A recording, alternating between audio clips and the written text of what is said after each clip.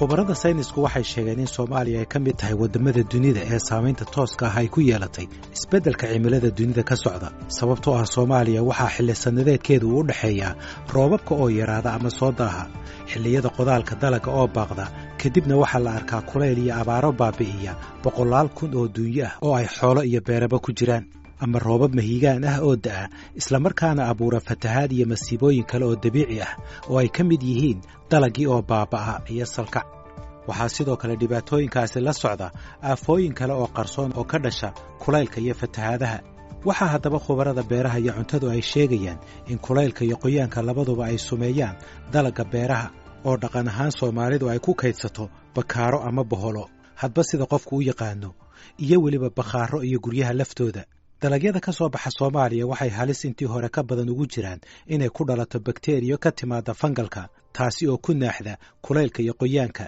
sababtoo ah waxaa dalagga ama cuntooyinkaasi lagu kaydiyey dhulka hoostooda ama bakhaaro u nugul huurka iyo qoyaanka sumaha ka dhasha fangalka waxaa lagu magacaabaa mycotoxins balse tan ugu halista badan waa sunta lagu magacaabo aflatoxins dadka cuna cuntooyinka ay ku jirtana waxay halis ugu jiraan cudurro dilaa ah sida kansarka beerka maxamed cabdulqaadir geedi waxa uu shahaadada PhD ku qaatay nafaqada cuntooyinka waxaana uu cilmi baare ka yahay jaamacadda Nottingham University ee dalka Britain mycotoxins waa sun ay sababaan ama ka timaado waxyaabahan jeermisyada la dhaho ama ilma aragtada oo inta badan lagu arki karo microscope-ka marka jeermis kasta waxaa jirta marxalado ama meelo uu ku noolaan karo oo medium la dhahaa mediahaas marka hadduu helo oo kulayl gaar ah iyo qabow gaar ah ama biyo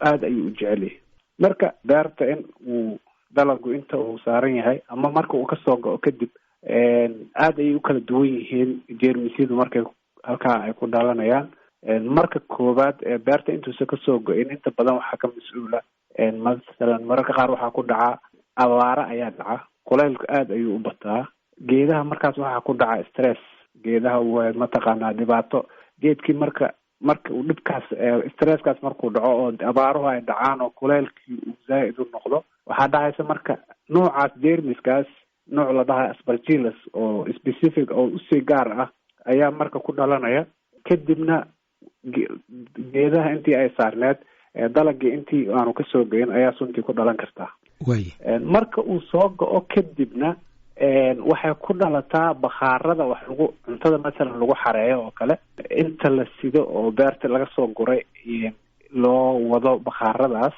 way ku dhalataa guryaha dadku ay wax dhigtaan oo kale guriga dhexdiisa haddii ay dhigtaan way ku dhalataa oo guriga masalan haddii ama bakhaarka meel kulul ay tahay meeshaas waxaa ka dhalanaya mararka qaar dabayshuna ay ku yar tahay ama hawadu ku yar tahay in ay moisture waxa la dhaho ama hawadii humidity biyihii ku badanaya meeshii markii biyahaas iyo qoyaankaas uu isla helayo kulaylka badan oo mirihii isku dhididaan waxaa dhacaysa marka inuu dhasho jeermiskaas horraantii sanadkan ayaa jaamacadda Queen's University ee ku taalla magaalada Belfast ee waqooyiga Ireland waxay daabacday natiijada daraasad ay ku samaysay sunta aflatoxinka ee ku jirta cuntooyinka Soomaalida daraasaddan waxay 140 saambal ka soo qaaday cuntooyin kala duwan oo ka soo go'a Soomaaliya gaar ahaan galleyda masagada iyo qamadiga waxaana laga helay in ka badan 70 nooc oo sumo kala duwan ah kuwaasi oo 13 ka mid ah ay halistooda darteed sharciyo uga degsan yihiin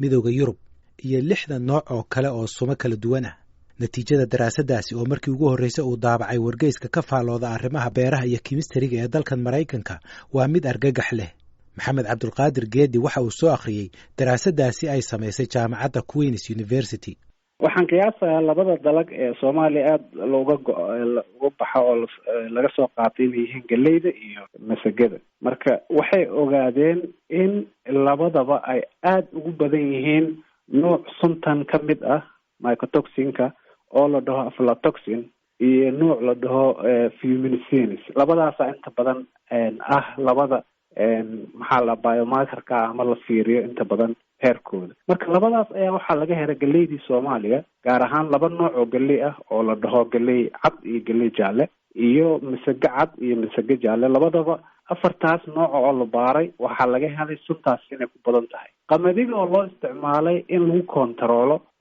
sunta mycotoxin qeybo kamid oo aan dhib badnayn waa laga helay, laakiin nooca khatarta ah ee aflatoxin lagama helin qamadiga. daraasadda ay samaysay jaamacadda Queen's University ee magaalada Belfast waxaa qalabka ay u adeegsatay baarista jiritaanka suntan lagu tilmaamay mid casri ah, tayadiisuna ay sarreyso, taasi oo ka dhigan in natiijada ka soo baxdayna ay tahay mid la isku halayn karo. Dr. Eva Viologriska waxay ahayd kormeeraha baaritaanka shaybaar ee lagu sameeyey daraasaddan. So we were quite shocked to see that all of the maize samples and almost all of the sorghum samples were contaminated with various amounts of toxins. And when it comes to prevalence, half of the maize samples were contaminated with 6 to 9 toxins at the same time, while the other half was contaminated with over 10 toxins at the same time, which is quite shocking. Waxaa fajac nagu noqotay inaan aragno samballadii laga soo qaaday galleyda iyo kuwii masagada ay sumaysnaayeen haba kala duwanaadaane. kala bar samballada galleyda waxaa ku wada jira 6 ilaa iyo 9 nooc oo sun ah, halka barka kale ay ku jirtay in ka badan 10 nooc oo suma ah, taas oo ah wax lala anfariiro. marka ay noqoto masagada 70%kiiba samballada la qaaday waxaa ku jiray 2 ilaa iyo 5 nooc oo sun ah, taas oo aan u xumayn sida tan ku jirta galleyda, balse weli ah wax halisa. marka aan eegno heerka halista, nasiib darro waxaan ogaanay in suntan ugu halista badan tahay sumaha mycotoxins oo ah aflatoxin B1 ay 400 oo darajo ka sarreysay heerka laga ogol yahay midowga Yurub, waana dhibaato weyn. markaan isku daynay in aan dadka isticmaalaya dalagan u turjunno dadka halista la kulmaya, waxaan ogaanay in halista dadka Soomaalida ah uga imanaysa sumahan ay 700 oo jeer ka badan tahay halista uu la kulmi lahaa qofka cuna cunooyinkaasi ee ku sugan Yurub. sidaas daraadeed waa dhibaato culus. khubarada ay ka mid ka tahay Dr. Eva Viologriska, kuwa hay'adda qaramada midoobay u qaabilsan cuntada iyo beeraha ee FAO, iyo dhakhaatiirta Soomaaliduba waxay aaminsan yihiin in suntani ay tahay mid halis ah. heerka suntan ee ku jirta cuntooyinka iyo dalagyada Soomaaliduna ay tahay mid aad u sarreysa. Dr. Eva Viologriska ayaa sharaxaysa. Due to the fact that the toxin that I mentioned is very dangerous, and it's both hepatotoxic and carcinogenic. markaan tixgelino xaqiiqda ah in suntan aan sheegnay ay tahay mid halis ah oo ay tahay mid burburisa unugyada beerka, kansarna keeni karta, halista markaaba ka iman karta haddii qiyaas weyn ay jirkooda gasho waa dhimasho. nasiib darro, haddii ay noqoto dhibaato muddo dheer la noolaato qofka, ma keento oo keliya in qofkaasi uu ku dhaco kansarka beerka, balse waxaa sidoo kale ay dhaawacaysaa hanaanka uu jirku isaga difaaco fayraska iyo bakteeriyada. marka aad tixgeliso in cagaarshowga hepatitis B Soomaaliya uu aad u sarreeyo oo uu gaarsiisan yahay ilaa iyo 20%kiiba, waxay keenaysaa in dad awalba u nugul xaaladaas ay haddana cunaan cuntada suntaas ku jirto. waxay taasi keenaysaa inay dhashaan in unugyadii beerka ay bararaan, kadibna ay dhintaan, taas oo caadiyan uu la kulmo qofka caba khamriga ama cagaarshowga qaba, ama inuu qofku qaado kansarka beerka. sidaasi darteed waxaan qiimaynay in cunista cunnadan ay ku jiraan sumaha ay keeni karto in dalka Soomaaliya 100,000 ee qofba 75 qof oo ka mid ah uu ku dhaco cudurka kansarka sanadkii, taasi oo halis weyn ku ah dadweynaha.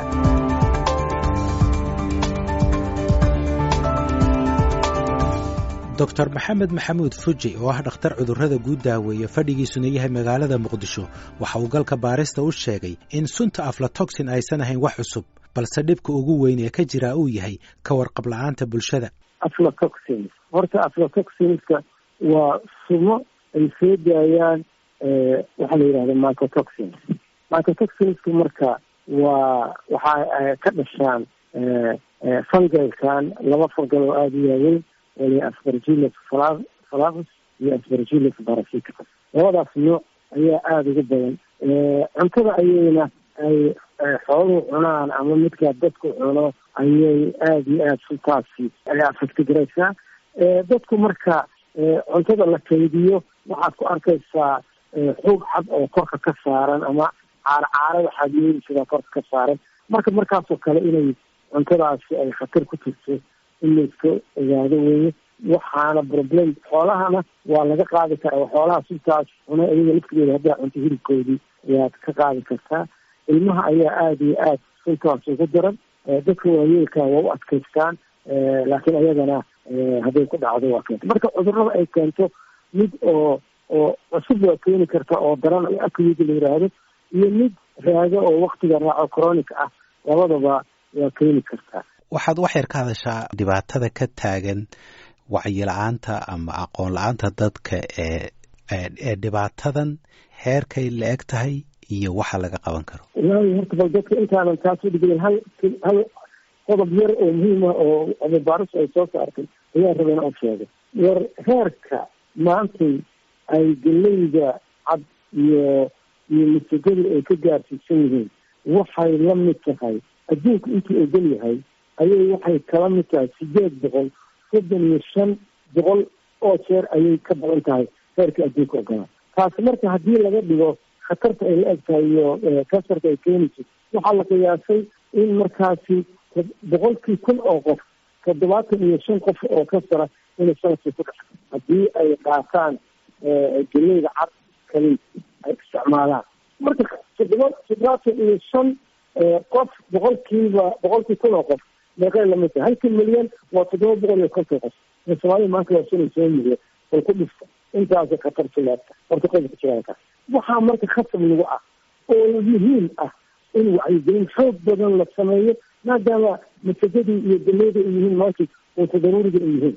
cilmi baaraha jaamacadda Nottingham University Maxamed Cabdulqaadir Geedi waxa uu leeyahay dhibaatadu way ka ballaaran tahay kansarka beerka oo keliya. daraasadda jaamacadduna waxay tilmaamaysaa in loo baahan yahay in deg deg wax looga qabto, waxayna ka digaysaa in xataa ay keeni karto dad badan oo u soo dhaca cudurradan. adduunyada kale baaritaanaa jiro waa la sameeyaa, laakiin dalkeenna wax ka sameeya baaritaan noocaasa ayaan jirin. waxaa kaloo la isku xiray in waddankeenu ay aada ugu batay noocan la dhaho hepatitis B ama maxaa la dhaha cudurkan hepatitiska oo A iyo B iyo C leh. nuuciisa B oo lala xiriiriyo kansarka beerka ayaa waxaa la helay in aan nahay wadamada ka bareeya badan Mediterranean-ka meesha ugu badan ee laga helo inay tahay Soomaaliya, oo 15% celcelis ah ayaa mataqaana la sheegay baaritaan la sameeyey. waxaa kaloo laga ogaaday daraasado hore oo laga sameeyey dalal kale sida Brazil oo kale iyo Latin America wadamo ku yaala in ay mas-uul ka tahay kansarka dhuunta. marka annaga kansarka dhuuntu waa 30% iyo xoogaa waa tiro badan. kansarka beerka ee maxaa la dhahaa hepatitis B waa badan yahay, isaguna 15% oo wadamadaas ka bareeya Mediterranean-ka kan ugu badan meeshii laga helaan nahay. marka waxyaabahaas markii la wada ogaaday kadibna la arkay dalagyadeena inay ku badan tahay sunta aflatoxin, taas ayaa marka waxay tahay wax oo alarmin ah oo daraasadan hadda waxay ku talinaysaa in loo baahan yahay degdeg in wax looga qabto oo xaalku uu noqon karo meelaha qaar ay dhici karta outbreak ama dad badan ay usoo daadan karaan and so on. marka in dadka caafimaadkooda waxyaabahaas oo kale waxay u baahan yihiin marka in general waxay u baahan yihiin hay-ad kontaroosha oo dalku inay dawladdu samayso maxaa la dhahaa daylu ama hay-ad standard agency samayso oo control ah oo cuntadii loo sameeyo meelo lagu baaro iyo laabab iyo macnaha yani wax legislation hataa sharciyo laga soo saaro. wadan walba oo adduunka wuxuu leeyahay hay-ad kontaroosha cuntada. waxaa ka jira adduunka food adulteration oo waa la isku qaldaa oo qish badan ayaa la sameeyaa. marka wadankii aan lahayn cid wax ka baarta wax kasta la soo gelinaya. cabdulaahi maxamed xuseen waxa uu shaqeeyaa hay-adda cuntada adduunka iyo beeraha ee FAO. waxa uu ku takhasusay tayada cuntada. waxa uu qiray in Soomaali badan ay cuntooyinka ku aasan boholaha ama bakhaarada ku raaga ay si aada u isticmaalaan, iyadoo laga yaabo in qoysaska Soomaalidu ay ka dhigtaan quraac, qado iyo casho maadaama aysan heli karin cuntooyin kale oo ay ku beddeshaan. isticmaalka badan ee cuntooyinka ay ku jirta suntani waxa ay kordhinaysaa heerka suntan ee ku jirta jirka qofka, taasi oo ka dhigan inuu qofka si fudud ugu dhaco kansarka beerka. cuntooyinka dhibkan oo haysteen ka hadlayna kuwa gudaha ka soo go'a mise kuwa dibadda ka yimaadeen mucaawano u yimaadana way ku jiraan? wallahi kuwa waxa u badan kuwa gudaha ka soo go'a, waayo kuwaasa dadkeenu aada u isticmaalo. inkastoo marka ay timaado dhibaatada abaar kuwaasna la isticmaalo. laakiin xoogaa waxay u badan tahay in hay-adaha keena ay dalbadaan in cuntadaas lasoo tagsirey. marka at least waxaan isleeyahay kuwaas waa kuwa soo maray screening oo la baaritaan soo maray. khubarada beeraha iyo kuwa saynisku waxay isku raacsan yihiin in isbeddelka cimilada hawadu uu door weyn ku leeyahay korodhka sunta aflatoxin. waxaa sidoo kale qayb weyn ku leh ka warqab la'aanta iyo colaadaha oo labaduba xilligan ka jira Soomaaliya, sida ay ku doodayso Dr. Eva Viologreska. The worse the amplitude of the weather changes is, the biggest the growth of the funguses. Due to the fact, for example, if the crop is getting too dry, then the fungus can attack it quite easy. markii baaxadda isbeddelka cimiladu sii weynaadaba waxaa si weyn u koraya fangaska. tusaale ahaan, haddii dalagga uu ku jiro hawo kulul waxaa si fudud u weerari kara fangaska. taasi waa ka badan sidii uu u weerari lahaa dalaggii sida meel aan kululayn la dhigay. sidaasi darteed, markii uu huurku jiro oo aan cunnada si fiican loo kaydin, fangasku aad ayuu u badanayaa, waxaana uu soo saarayaa sun badan oo ah mycotoxins. sidaasi darteed, markii isbeddelka cimiladu uu sii xumaadaba waxaa sii badanaya fursadda uu fangasku ku soo saaro mycotoxins. waxaa jira dhowr tallaabo oo la qaadi karo. waa in dadka beeralayda ah wacyigelin laga siiyaa halistaasi. hay-adaha gargaarku waxay toddobaadyadii ugu dambeeyey la tacaalayeen dhibaatada fatahaadaha Soomaaliya oo xiriir toosa la leh isbeddelka cimilada adduunka. ilaa 370,000 oo qof ayaa ka barakacay guryahoodii. ka horna hay-aduhu waxay sheegeen in ka badan 2 milyan oo qof oo Soomaali ah inay waajahayso cunno yari. sidoo kale, dhulka ugu badan ee ay ka soo go'aan dalagyada Soomaalidu waa kuwa ku yaala gobollada ku dhararan labada webi iyo gobollada Baa iyo Bakool.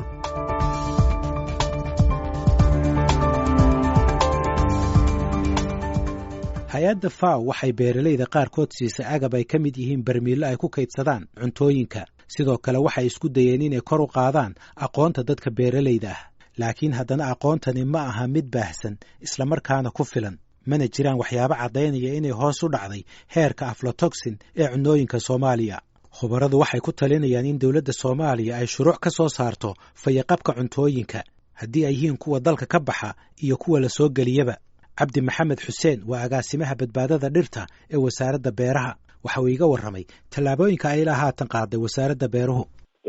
ka wasaarad ahaan annaga sanadkan gudihiisa dhowr traininaan qabanay oo u qabanay iskaashatooyinka soo saara galeyda iyo masagada siday u yareyn lahaayeen yani cuntada lunto markii beeraha lasoo gooyo iyo waktiga oo cuntada yani meelaha cuntada lagu keediyo siday u kaydsan lahaayeen iyo siday uga hortagi lahaayeen yani cuduradan. midda ay adkaanayso in wax laga bedelo waxa weeyaan hababka taariikhiga oo dee fac soo jiray ee Soomaalidu ay wax u kaydsadaan sida bakaarta dhulka hoosteeda in lagu kaydsado. in la bedelaana way adkaanaysaa. maxay samayn karaan dadkaasi oo ay ku ilaalin karaan caafimaadka dalagga? horta yani waxyaabo badanaa jiro oo looga hortagi karo cuduradan inay dhacaan, oo ay ka mid tahay in marka koowaad la beerto noocyo adkeysi u leh cuduradan. tusaaleyan galey ha ahaado ama masga ha ahaato inay beertaan. marka nidaamka ugu badan hadda oo loo keydsan karo wuxuu noqon karaa oo waqtii hore oo looga gudbi karo haddii ay isticmaali karaan fuustooyin yani oo fuustada almost midii 4 loori qaada. marka fuustada ugu sahlan oo hadda abuuray u noqon kartaa xitaa yani ma duuloobi.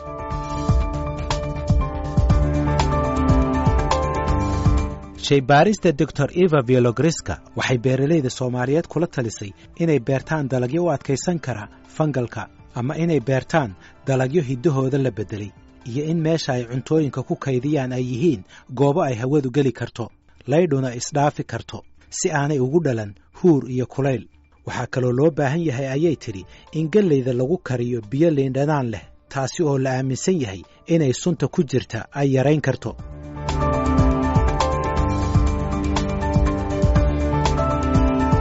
dhegaystayaal, haddii aad haysaan fikrad ama su'aal ku saabsan barnaamijka galka baarista, fadlan iigu soo dir emailka somali@voanews.com adiga oo fariintaada ciwaan uga dhigaya galka baarista.